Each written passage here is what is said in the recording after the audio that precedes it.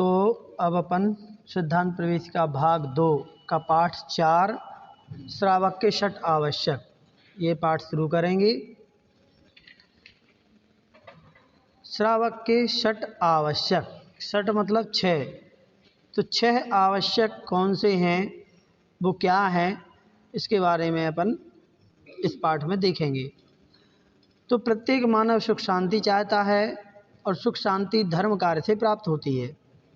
अतः धर्म कार्य करना प्रत्येक व्यक्ति के लिए आवश्यक है।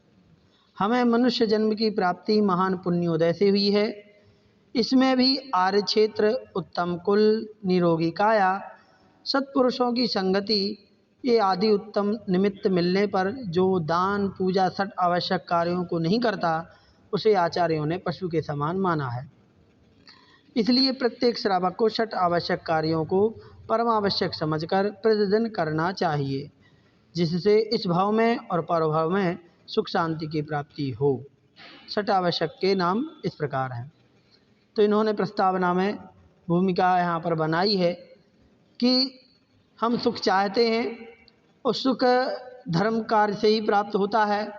तो अपने दैनिक कार्यों में, जिस प्रकार से दैनिक कार्य अपने बहुत सारे होते हैं, चाहे वो नौकरी पे जाना हो, व्यापार पे जाना हो, चाहे भोजन बनाना हो, ये सब कार्य अपन प्रतिदिन करते हैं जो अपन को रुचते हैं। लेकिन ये सब चीज़ें अपन को मिली कैसे हैं, ये सुविधाएं क्यों मिली हैं, इन सब का जो कारण है वो है इन 6 आवश्यक। इन 6 आवश्यकों को करने से ही हमें बाकी सुविधाएं प्राप्त हुई हैं पुण्य से। इसलिए अपन को जैसे दूसरे काम अपन प्रतिदिन करते हैं, ठीक है, नहाने से लेकर के और सोने तक, वैसे ही अपन को प्रतिदिन ये 6 आवश्यक करना ही चाहिए। इसीलिए इनका नाम आवश्यक है, कंपलसरी, जरूरी है, करना ही है, ठीक है। तो इसलिए जिससे कि हमारे इनको 6 आवश्यक करते रहने से क्या होगा, इनसे ये होगा कि हमारा पुण्य जो है वो अपना बना रहेगा, बरकरार रहेगा। नहीं तो क्या होगा कि पिछले पुण्य से अपन को सब कुछ मिल गया और इस भाव में कुछ नहीं करेंगे तो डब्बा खाली हो जाएगा, ठीक है। इसलिए डब्बा खाली ना हो तो एक तरफ से तो वो रीत रहा है, खाली हो रहा है, दूसरी तरफ से अपन उसको भरते जाएं, जिससे क्या होगा, वो बैलेंस बना रहेगा।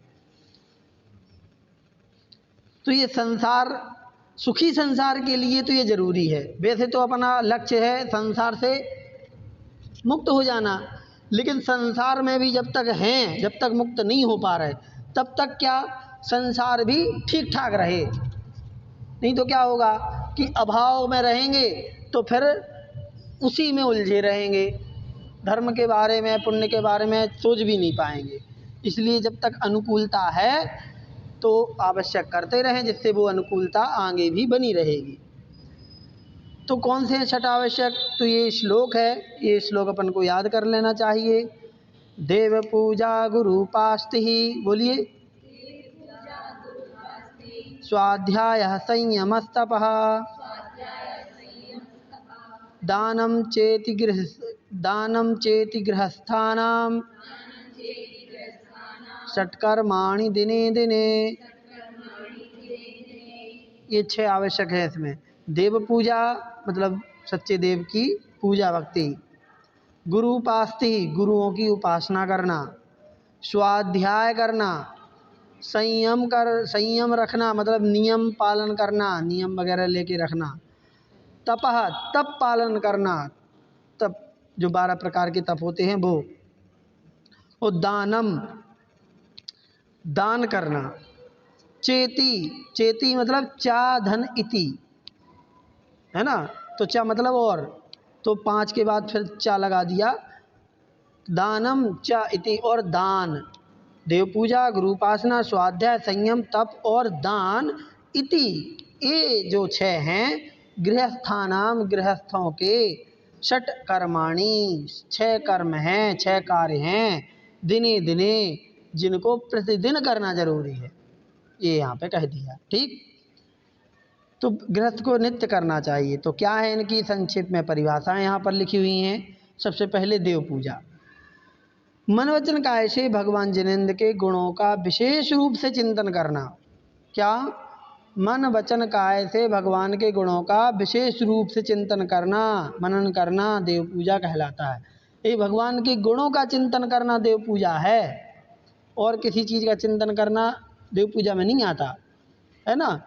इसलिए वो जो देवशास्त्र गुरु की जो पूजन है ना, वो केवल रवि किरणों वाली, उसमें जो पीछे जयमाला में देवशास्त्र गुरु की जयमाला, उसके पहले 12 भावनाओं का बखान है, 12 भावनाएं वर्णित हैं। इसलिए विद्वान लोग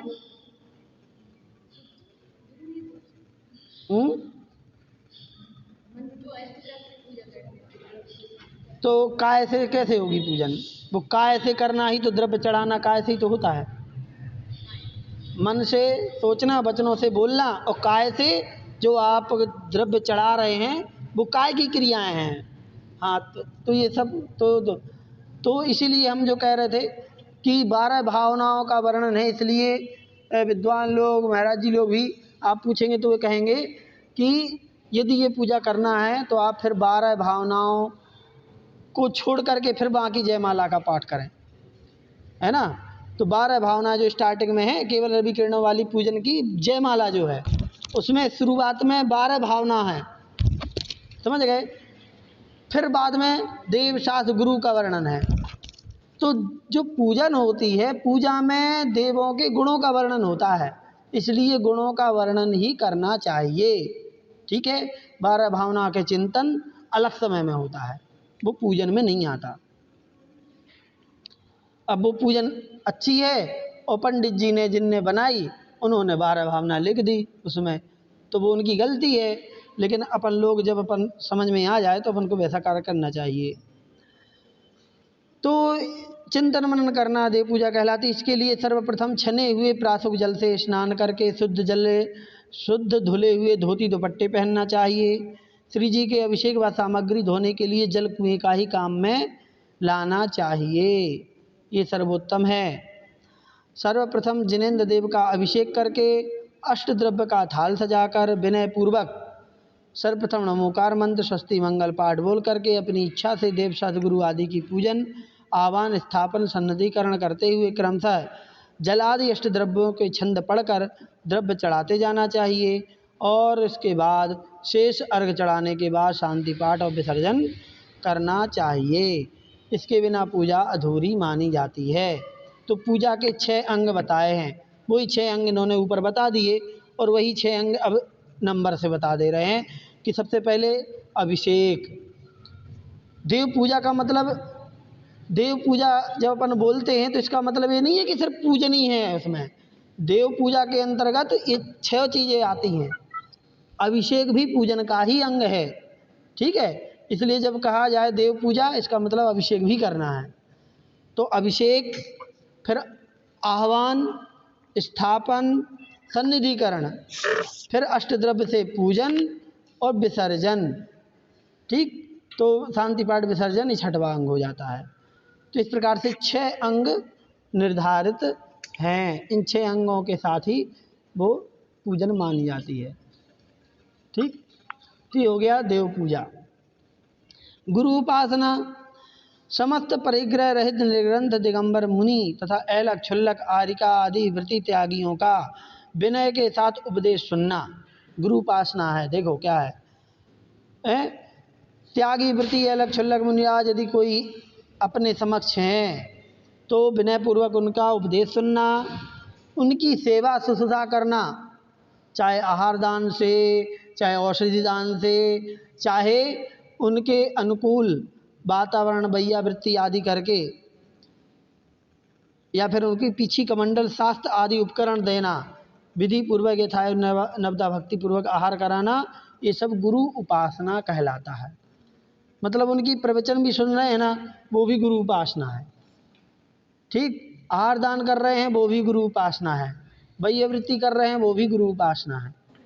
हाँ, तो ये गुरु उपासना के अंतर्गत आता है। फिर तीसरा आवश्यक है स्वाध्याय।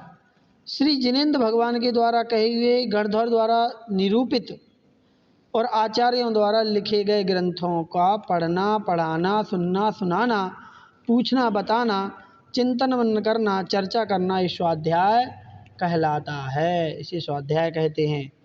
ठीक, तो आचार्यों द्वारा प्रणीत, भगवान के द्वारा कहा गया, गणधरों द्वारा गूंथा गया और आचार्यों द्वारा लिखा गया जो शास्त्र है, जो ग्रंथ हैं, उनको पढ़ना, पढ़ाना, सुनना, सुनाना, ये सब चिंतन मनन चर्चा आदि ये स्वाध्याय कहलाता है।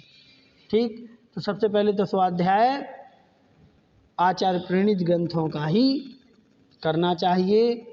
ठीक, अब नहीं, और प्रवचन भी पढ़ रहे हैं तो वो भी स्वाध्याय में नहीं आएगा है? ये भी ये तो है, ये तो स्वाध्याय ही है। ठीक है, लेकिन यदि आप मतलब जनरल प्रवचन सुन रहे हैं, सिर्फ जो आगम, मतलब देखो प्रवचन में क्या होता है कि सिद्धांत की बात भी है, कभी लौकिक चर्चा भी हो रही है। तो अच्छा, एक चीज़ और है कि यदि मुनिराज स्वाध्याय करा रहे हैं, पढ़ रहे हैं, तो उसमें अपन आ जाएंगे स्वाध्याय में। हालांकि स्वाध्याय के जो भेद होते हैं उनमें वाचना, प्रच्छना, अनुप्रेक्षा, आमना, धर्मोपदेश भी आता है, मतलब उपदेश भी स्वाध्याय में आता है। लेकिन फिर भी यदि वास्तविक स्वाध्याय वही होगा जो आचार्य प्रणीत ग्रंथों का अपन स्वयं स्वाध्याय करें नियम पूर्वक। ठीक है, नहीं तो फिर क्या होता है कि चलो आज प्रवचन सुन लिए, अपना स्वाध्याय हो गया है, ये नहीं, वो एक जनरल हो जाएगा, माना जाएगा स्वाध्याय। लेकिन आपका जो है वो नियम पूर्वक होना चाहिए, भले आप 10 मिनट के लिए करते हैं। नहीं, ग्रंथ एक विस्तारित होना चाहिए, आचार्य प्रणीत ग्रंथ, वो फिर भले उसकी टीका वर्तमान के किन्हीं पंडित विद्वान या आचार्य की हो, वो बात अलग। जैसे तत्वाशुद्ध जी है तो सूत्र मूल है तत्वाशुद्ध जी, और उसकी हिंदी व्याख्या भले किसी ने की हो, लेकिन मूल तो सूत्र हैं, तो वो ग्रंथ कहलाएगा। यदि श्रावकाचार्य है तो मूल में श्लोक हैं, फिर उसकी हिंदी अर्थ व्याख्याएं हैं, तो वो तो हो जाएगा। लेकिन सामान्यतः प्रवचन यदि अपन पूरी पुस्तक पढ़ रहे हैं तो ऐसे स्वाध्याय नहीं कहलाएगा। ठीक है, तो इस प्रकार से ये स्वाध्याय कहलाता है। और संयम क्या है? अपने मन और इंद्रियों को नियंत्रण में रखना संयम कहलाता है। संयम 2 प्रकार का होता है, इंद्रिय संयम और प्राणी संयम। 5 इंद्रियों और मन को वश में करना ये इंद्रिय संयम है। और दया भाव से 6 काय के जीवों को, मतलब 5 स्थावर और 1 त्रस, ये 6 प्रकार के जो जीव हैं 6 काय के, इन जीवों को घात नहीं करना, ये घात नहीं होने देना, ये प्राणी संयम है। ठीक है, तो इंद्रिय संयम मतलब अपने इंद्रिय और मन पर नियंत्रण करना, और प्राणी संयम जो दूसरे प्राणी हैं जीव, उनको मरने से बचाना, ये प्राणी संयम कहलाता है। तो इस प्रकार से संयम भी अपने लिए प्रतिदिन आवश्यक है। प्रतिदिन अपने संयम का पालन करते रहना चाहिए। फिर तप, अपनी इच्छाओं का निरोध करना तप कहलाता है। ये अपन ने छड़ाला में भी सुना होगा, याद है ना, है कि इच्छाओं को रोके न चाह निज शक्ति होए। ठीक, तो अपनी इच्छाओं को रोकना तप कहलाता है। इच्छा निरोधो तप। 6 अंतरंग और 6 बहिरंग, इस प्रकार तप 12 प्रकार के होते हैं। बाह्य तप कौन से हैं? अनशन, अवमोदर, ये मतलब ऊनोदर, वृत्ति परिसंख्यान, रस परित्याग, विविक्त शय्यासन, कायक्लेश, ये 6 बहिरंग हो गए। और अभ्यंतर मतलब अंतरंग तप, प्रायश्चित, विनय, वैयावृत्ति, स्वाध्याय, ध्यान और विसर्ग, ये 6 अंतरंग तप कहे जाते हैं। इनको अपनी शक्ति के अनुसार हमेशा करना चाहिए। और फिर है अंतिम दान। तो मुनि, आर्यका, श्रावक और श्राविका को निज और पर के कल्याण के लिए 4 प्रकार के दान में अपने धन का त्याग कर देना दान कहलाता है। ठीक है, तो 4 प्रकार के दान कौन से? औषधि दान, शास्त्र दान, अभय दान और आहार दान। तो या तो साक्षात ये करना या फिर इनको करने के लिए अपना धन लगाना, वो सब दान में जाएगा। ठीक है, तो औषधि दान या तो अपन करें या फिर जहाँ आवश्यक हो तो वहाँ अपन अपने धन से औषधि वहाँ पर उपलब्ध करा दें। ऐसे शास्त्र दान में या तो स्वयं अपने हाथों से शास्त्र कर दें या फिर अपने धन के माध्यम से शास्त्रों का प्रकाशन करवा दें। तो इस प्रकार से चाहे चाहे पुस्तकें छपवाना हो, ठीक है, जिनवाणी का प्रकाशन कराना हो, ये सब दान में जाएगा, शास्त्र दान में आएगा। ठीक है, शास्त्र दान अकेला यही नहीं होता है कि महाराज जी आए हैं तो उनके सामने ले जा कर के ग्रंथ उनको समर्पित कर देना, अकेले उससे नहीं होता है, ये प्रतिदिन अपन को करना होता है। तो इस प्रकार से ये दान भी हो जाता है। ठीक है, शास्त्र दान मतलब ज्ञान दान, अभय दान और आहार दान, इस प्रकार से अपने धन के माध्यम से भी कर सकते हैं। दीन दुखियों की भी आवश्यकता अनुसार सहायता करना, ये करुणा दान कहलाता है। इस प्रकार से तो दीन दुखियों की सेवा करना, आवश्यकता पर उनको सहायता करना या पशु पक्षियों की मदद करना, मरते हुए को बचा लेना, ये सब करुणा दान में कहलाएगा। ठीक, ये पात्र दान नहीं कहलाएगा, पात्र दान सिर्फ पात्रों के लिए ही होता है। इस प्रकार से ये 6 आवश्यक का पाठ अपन ने यहाँ पर पूरा कर लिया। अब अगले